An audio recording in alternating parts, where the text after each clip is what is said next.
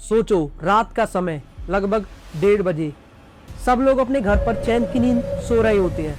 अचानक से ईरान के कई शहरों पर एक साथ हमला स्टार्ट हो जाता है। लोगों में खौफ का माहौल बन जाता है। आसमान उन पर कहर बरसा रहा होता है। हजारों प्रिसीजन गाइडेड मिसाइल्स उनके शहरों और घरों पर कहर बन बरस रही होती है। Long range missiles, stealth aircraft, America अपने नेक्स्ट जनरेशन स्ट्राइक सिस्टम का यूज कर रहा होता है और ऑपरेशन का नाम पड़ता है ऑपरेशन एपिक फ्यूरी। आखिर समझते हैं ऐसा क्यों होता है, इस वार के पीछे की असली वजह क्या होती है।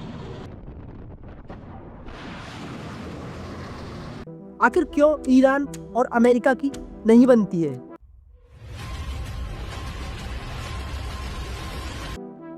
नमस्कार दोस्तों, यूएसए ईरान के कॉन्फ्लिक्ट को ढंग से समझने के लिए हमें इतिहास के पन्ने पलटकर पीछे जाने की जरूरत है। इस कहानी की शुरुआत होती है 20वीं सेंचुरी से। 90s का दौर, जब ईरान को पर्सिया कहा जाता है। 90s के आसपास ईरान पर कदर डायनेस्टी का रूल था। वीक मोनार्की होती है जहां असली पावर धीरे धीरे ब्रिटेन और रसिया जैसे फॉरेन पावर्स के हाथ में कंट्रोल में होती है। लोगों को लगता है कि ये देश तो हमारा है ही नहीं, यहाँ पर तो फॉरेन पावर्स का ही कंट्रोल है। 1906 में कॉन्स्टिट्यूशन भी बनता है, पार्लियामेंट भी बनती है, लेकिन सिस्टम तब भी ऐसा ही रहता है। फिर साल 1925 का दौर आता है। देश में पावर शिफ्ट हो रही होती है। रेजा शाह पाहलवी मोनार्की सिस्टम को हटाकर पावर में आता है। वो देश में रेलवे, स्कूल्स, आर्मी सबको मॉडर्नाइज करता है। 1935 में पर्सिया का नाम ऑफिशियली चेंज कर ईरान कर दिया जाता है। लेकिन प्रॉब्लम अब भी वही रहती है। डेवलपमेंट तो हो रहा होता है पर लोग अब भी खुश नहीं होते। शाह एक डिक्टेटर था, उसकी मर्जी के बिना देश में एक पत्ता भी नहीं हिल सकता था।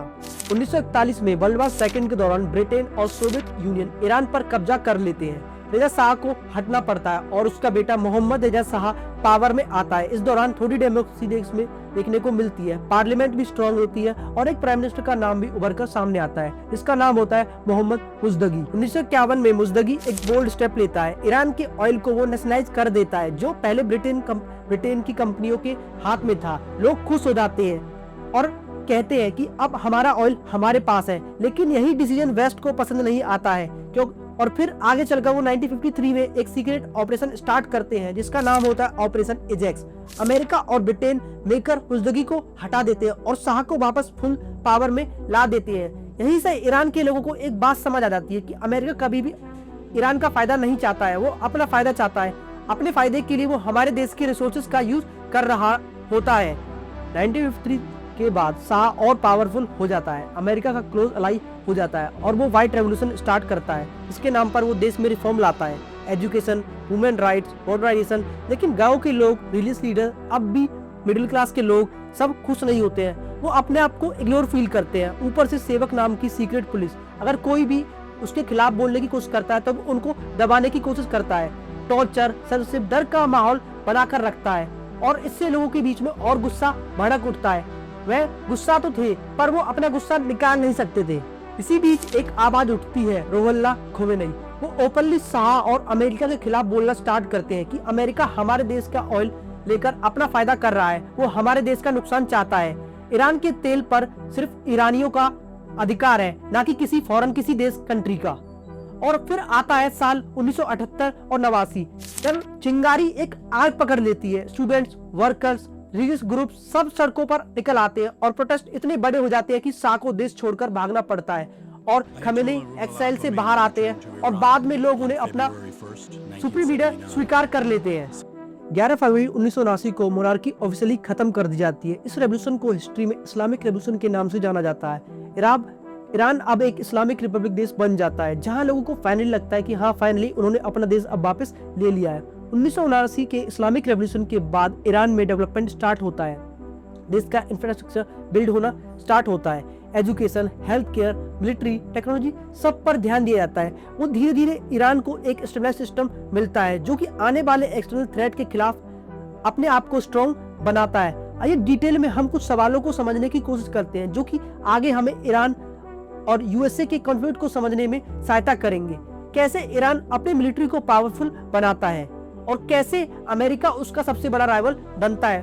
और हाँ, सबसे इम्पोर्टेंट पॉइंट, इजराइल का रोल इतना सेंट्रल क्यों है। पॉइंट नंबर 1, कैसे ईरान अपनी मिलिट्री को पावरफुल बनाता है। इस्लामिक रेवोल्यूशन के बाद अमेरिका ईरान के ऊपर हैवी सैंक्शंस लगा देता है। जो कि ईरान की इकोनॉमी को डाउन करने के लिए होते हैं, पर ईरान अब भी रुकता नहीं है। उसके पास दो चीजें थी, एक रेवोल्यूशन का जज्बा और दूसरा शाह के टाइम का मॉडर्नाइज वेपन का स्टॉक। लेकिन असली टर्निंग पॉइंट स्टोरी में तब आता है इस्लामिक रेवोल्यूशन के कुछ साल बाद ही ईरान को एक लंबी लड़ाई लड़नी पड़ती है। ये लड़ाई उसे बहुत एक्सपीरियंस देती है। लगभग 8 साल चला ये युद्ध ईरान को मेंटली, फिजिकली और स्ट्रॉन्ग बना देता है। इसी दौरान ईरान ने वेपन को रिवर्स इंजीनियरिंग करना शुरू कर दिया, खुद की मिसाइल्स और रॉकेट डेवलप करने स्टार्ट कर दिए और बनाए एक powerful force, Islamic revolutionary guard corps, जिसे IRGC कहा जाता है।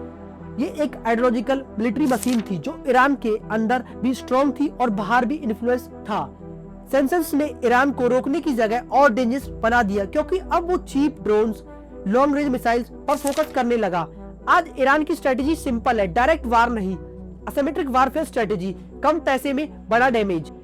अमेरिका कैसे बिगेस्ट राइवल बनता है? सब कुछ स्टार्ट होता है ईरान में हॉस्टेज क्राइसिस से, जब 1989 में स्टूडेंट्स ने यूएस एम्बेसी पर कब्जा करके 52 अमेरिकन डिप्लोमेट्स को 444 दिन तक हॉस्टेज बना कर रखता है। यहाँ से अमेरिका के लिए ईरान सिर्फ एक कंट्री नहीं, एक एनिमी स्टेट बन जाता है, जो कि आगे जाकर ईरान का सबसे बड़ा दुश्मन बनता है। फिर आता है ईरान इराक वार 1980 से 1988 के बीच, जहाँ यूएसए इनडायरेक्टली इराक को सपोर्ट करता है। ईरान के लिए मैसेज यहाँ पर क्लियर था, अगर उसे अपने बचना है और उसे अपना बचाव करना है तो उसके लिए उसे अपनी आर्मी और उसके हथियारों को अपग्रेड करना बहुत जरूरी है। अब आगे कहानी में ट्विस्ट आता है। ईरान सोचता है कि पावर बैलेंस करने के लिए न्यूक्लियर पावर होना भी बहुत जरूरी है। ईरान स्टार्ट करता है अपना न्यूक्लियर प्रोग्राम, प्रोजेक्ट और इसके ग्लोबल कंसर्न देखने स्टार्ट हो जाते हैं। ईरान कहता है कि हमारे देश की सिक्योरिटी और डेवलपमेंट के लिए ईरान का न्यूक्लियर पावर होना बहुत जरूरी है। ईरान अपनी सफाई में कुछ तर्क मारता है। वो कहता है कि ईरान एक ऐसे रीजन में है जहां पर यूएस बेसिस और स्ट्रॉन्ग एनिमीज है, जो कि कभी भी ईरान की सिक्योरिटी के लिए खतरा बन सकते हैं। ईरान कहता है कि न्यूक्लियर टेक्नोलॉजी उसका हक है, एनर्जी, साइंस और सबसे इम्पोर्टेंट फॉरेन डिपेंडेंसी से फ्रीडम के लिए। इसी न्यूक्लियर प्रोग्राम ने यूएसए को एग्रेसिव यूएसए और वेस्ट के लिए प्रॉब्लम खड़ी कर दी जाती है। न्यूक्लियर टेक्नोलॉजी डुअल यूज होती है, इलेक्ट्रिसिटी भी बना सकती है और साथ में बॉम्ब भी।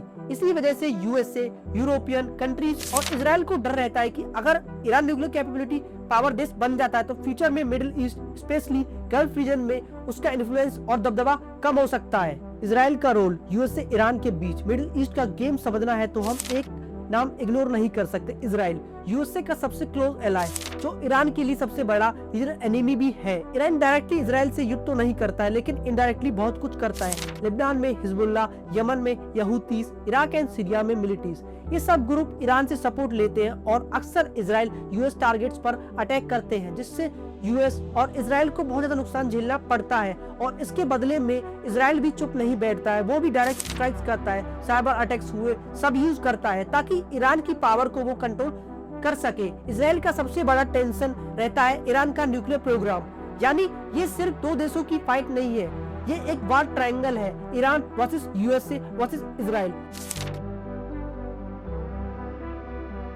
अमेरिका अपने एडवांस्ड एयर डिफेंस सिस्टम से ईरान के कई बड़े शहरों को टारगेट बनाता है, जिसमें तेहरान, इस्फान, मशक जैसे शहर शामिल होते हैं।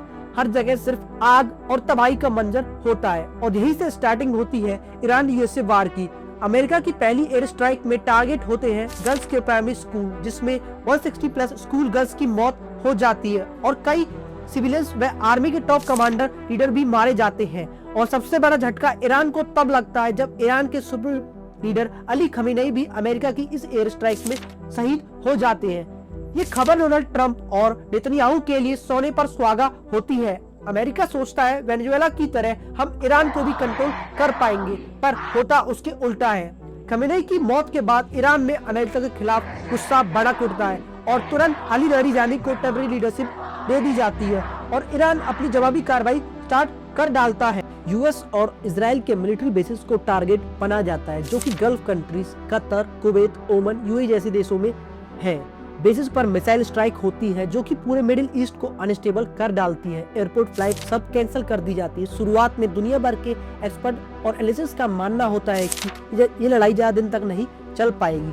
अमेरिका और इजराइल जैसी सुपर पावर कंट्री के सामने सालों से सैंक्शंस की मार झेलता हुआ देश ज्यादा नहीं टिक पाएगा। लेकिन धीरे धीरे घंटे बदलते हैं दिनों में और दिन बदल जाते हैं हफ्तों में। आज इस लड़ाई को 3 हफ्ते से ज्यादा बीत चुके हैं और सिचुएशन पहले से भी ज्यादा खतरनाक हो चुकी है। अमेरिका के हर एक अटैक का जवाब मुंह तोड़ दिया जा रहा है। एब्राहम लिंकन जैसे एयरक्राफ्ट से लेकर F-35 एयरक्राफ्ट को टारगेट बनाने तक का दावा ईरान ने किया है और कुछ हद तक उसने ये सब हासिल भी किया है। हाँ, ईरान ने बस भी इस दौरान बहुत कुछ नुकसान झेला है, कई हजारों आम नागरिकों की शहादत, पर ये सारी चीज ईरान को और मजबूत करती जा रही है। ईरान ने ऐसी सिचुएशन में मुश्तबा खमेनेई को अपना न्यू सुप्रीम लीडर चुनकर अमेरिका और इजराइल को दिखा दिया है कि वो अपने सुप्रीम लीडर की शहादत को ऐसे जाया नहीं जाने देगा। जैसे जैसे वक्त बदलता जा रहा है, तबाही का स्केल भी बढ़ता जा रहा है। आज यूएस से ईरान वार का असर हर उस देश पर देखने को मिल रहा है जहां गैस, क्रूड ऑयल सब इंपोर्ट होता है। हार्मुज पर ILC गार्ड का कंट्रोल है। ऑयल प्राइसेस 40% तक बढ़ चुके हैं। इंटरनेशनल मार्केट में क्रूड ऑयल के दाम $110 प्रति से बढ़ चुके हैं। इंडिया, श्रीलंका, थाईलैंड, पाकिस्तान जैसे देशों में जहां गैस, क्रूड ऑयल सब कुछ इंपोर्ट होता है, उन पर सीधा असर देखने को मिल रहा है। गैस प्राइसेस हाइक कर गए हैं। पेट्रोल, डीजल के प्राइसेस भी हाइक हो गए हैं, जो कि कई इंडस्ट्री को इफेक्ट कर रहे हैं। LPG की शॉर्टेज शुरू हो गई है। लोग लंबी लंबी लाइनों में खड़े हैं। गैस सिलेंडर का दाम आसमान छू चुका है। ट्रांसपोर्ट महंगा होने लगा है और महंगाई ने रिकॉर्ड तोड़ दिए। कई इंडस्ट्रीज बंद होने की कगार पर है, जो कि क्रूड ऑयल के वेस्ट कंपोनेंट से चलती है। सप्लाई चेन्स हल्की होती जा रही है और ईरान यूएस से बैटलफील्ड पर भी हालात बहुत खराब है। 3 हफ्ते से ज्यादा गुजर चुके हैं, चौथा हफ्ता होने वाला है, पर अभी तक सीज फायर का कोई साइन नहीं है ईरान में। लेकिन डोनाल्ड ट्रंप अब भी विक्ट्री का दावा कर रहे हैं, लेकिन ग्राउंड रियलिटी कुछ और बता रही है। हार्मुज पर ईरान का कंट्रोल अब भी है। ईरान अब भी अमेरिका और इजराइल का कोई भी क्रूड ऑयल शिप वहां से पास नहीं होने दे रहा है। हार्मुज पर ईरान का कंट्रोल पूरी दुनिया के लिए एक डेड ट्रैप बन चुका है। अब सवाल ये है, क्या ये जंग यहीं रुकेगी या फिर अमेरिका, इजराइल मिलकर दुनिया को एक और बड़ी क्राइसिस की तरफ ढकेल रहे हैं। एक चिंगारी ने आज पूरी दुनिया को आग में ढकेल दिया है और अब हर देश पूछ रहा है कि अगला नंबर किसका है। न जाने किस देश की बाउंड्री में अमेरिका, इजराइल मिलकर ऑयल और गैस के नाम पर बम ना गिरा दे। ऐसी ही डिटेल एनालिसिस वीडियो के लिए हमारे चैनल को सब्सक्राइब करें और अगर आपको हमारी वीडियो अच्छी लगती है तो वीडियो को शेयर करना ना भूलें। और अगर आपकी वीडियो में कोई दिक्कत लगती है, कोई परेशान लगती है तो हमें कमेंट करके जरूर बताएं। आपका कमेंट हमें बहुत अच्छी एक गाइडेंस दे सकता है। इसी के साथ ये वीडियो यहीं पर खत्म होती है। धन्यवाद। जय हिंद, जय भारत।